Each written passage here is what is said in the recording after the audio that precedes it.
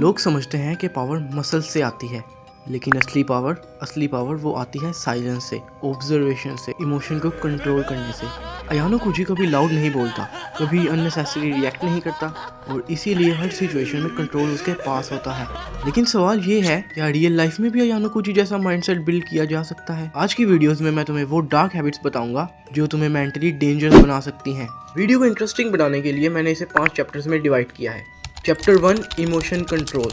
सबसे पहली चीज़ जो अयानो कुजी को डिफरेंट बनाती है वो है उसका इमोशन कंट्रोल। नॉर्मल इंसान इंसल्ट होते ही रिएक्ट करता है, गुस्सा, फ्रस्ट्रेशन, सैडनेस सब फेस पर दिखा देता है, लेकिन पावरफुल इंसान वो रिएक्शन नहीं देता, ऑब्जर्वेशन देता है।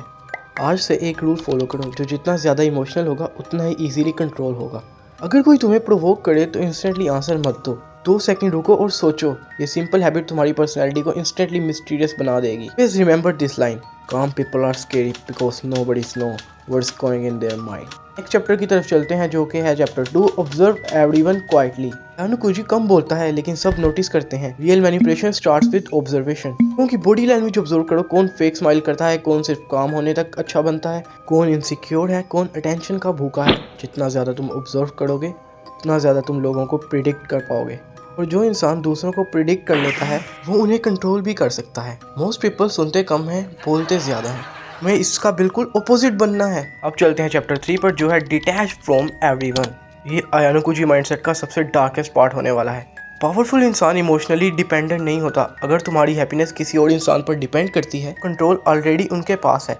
अयानो कुजी किसी के क्लोज होते हुए भी इमोशनली डिटैच रहता है। इसका मतलब ये नहीं कि तुम रूड बन जाओ, बस इतना समझो अटैचमेंट वीक बनाता है, कंट्रोल स्ट्रॉन्ग बनाता है। कभी भी अपनी सारी फीलिंग्स किसी को मत दिखाओ। People respect mystery more than over sharing. Next chapter पे चलते हैं, chapter 4, build silent confidence. Confidence का मतलब लाउड होना नहीं होता। अयानो कुजी कभी प्रूव नहीं करता कि वो पावरफुल है, उसको पता होता है। आजकल लोग कॉन्फिडेंस फेक करते हैं, loud voice, fake sigma edits, attitude, लेकिन रियल कॉन्फिडेंस वो साइलेंस में ही होता है। अगर तुम रूम में एंटर करो और बिना कुछ कहे लोग तुम्हारी प्रेजेंस फील करें तो समझो तुम डेंजरस बन रहे हो। साइलेंट कॉन्फिडेंस बिल्ड करने के लिए डेली सेल्फ कंट्रोल प्रैक्टिस करो, जिम या फिजिकल ट्रेनिंग करो।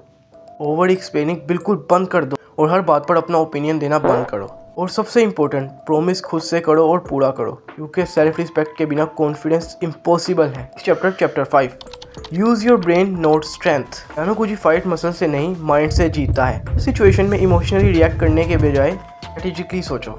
अगर कोई तुम्हें हेट करता है तो गुस्सा मत करो, जो उसकी वीकनेस क्या है। अगर कोई तुम्हें यूज कर रहा है तो पहले समझो वो किस चीज के लिए डेस्परेट है। डार्क साइकोलॉजी का मतलब ईवल बनना नहीं होता, बल्कि ह्यूमन को समझना होता है। और जब तुम ह्यूमंस को समझ जाते हो तो तुम इजीली मैनिपुलेटेड नहीं होते। लेकिन एक बात याद रखना, अयानो कुजी माइंडसेट कूल लगता है, लेकिन रियलिटी में ये लोनली भी फील कराता है। इमोशनल कंट्रोल होना तो अच्छा है, लेकिन इमोशंस को कम्प्लीटली मार देना डेंजरस हो सकता है। रियल गोल्स ये नहीं होना चाहिए कि तुम हर्टलेस बन जाओ, बल्कि इतने मेंटली स्ट्रॉन्ग बन जाओ कि कोई तुम्हें मेंटली कंट्रोल ना कर सके।